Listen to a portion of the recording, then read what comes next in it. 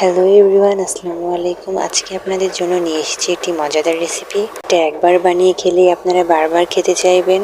এতটাই মজাদার একটি খাবার যে বানিয়ে না খাওয়া পর্যন্ত আপনারা বুঝতেই পারবেন না। গরম ভাতের সঙ্গে এমন মজাদার ভর্তা হলে তো আর কোনো কিছুর প্রয়োজনই নেই। এমন মজাদার ভর্তাটি বানিয়ে নিয়েছি লাউয়ের ছাল দিয়ে। লাউ কেটে নেওয়ার পরে যে ছালগুলো ছিল সেগুলো আমি চিকন চিকন করে কেটে নিয়ে ভালোভাবে ধুয়ে নিয়েছি। এবার আমি এগুলো দিয়েই বানিয়ে ফেলবো মজাদার একটি ভর্তা। প্যানের মধ্যে শুকনো মরিচ, রসুন ও পেঁয়াজ দিয়ে দিয়েছি। এখন এগুলোকে ভালোভাবে তেল দিয়ে ভেজে নিতে হবে।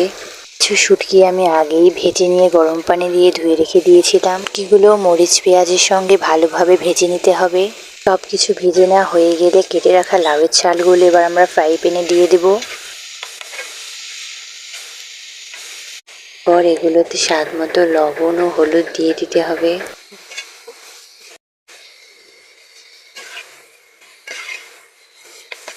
আমি লাউয়ের ছালগুলোকে ফ্রাই প্যানে তেলের মধ্যেই ভেজে নিয়েছি। ফ্রাই প্যানে ভেজে নেওয়ার কারণে আমি এখানে পানি ব্যবহার করিনি। আপনারা যদি গ্যাস বা চুলায় রান্না করে থাকেন তাহলে অল্প পরিমাণে একটু পানি দিয়ে সিদ্ধ করে নেবেন। এভাবেই কিছুক্ষণ নেড়ে চেড়ে দিয়ে সিদ্ধ করে নিতে হবে। সিদ্ধ করে নেওয়া হয়ে গেলে নামিয়ে নিয়ে শিলপাথরে বেটেই সুন্দরভাবে পরিবেশন করতে পারেন। মজাদার এই ভর্তাটি আশা করি আপনাদের ভালো লাগবে। আজকের ভিডিও এই পর্যন্তই। সকলে ভালো থাকবেন, সুস্থ থাকবেন। আল্লাহ হাফেজ।